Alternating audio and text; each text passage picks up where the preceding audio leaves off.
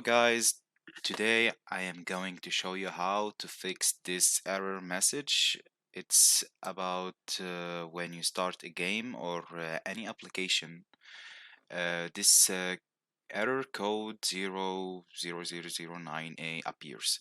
So I'm going to show you how to fix it. This error is because from your antivirus it temporarily delete a file because it's not like secure, or it thinks it's not secure. So I will show you how to fix it.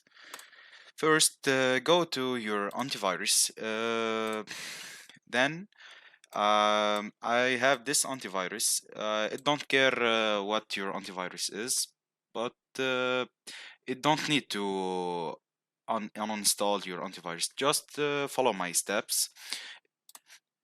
First, you need to check quarantined items. Here, it will appear everything this antivirus has deleted. You can restore it here.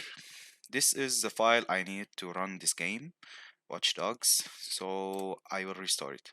Now, you need to put this file in a safe place. So you will go to real life time scanning and you want to add the file, search the file. It's in my program files Ubisoft Watchdogs bin.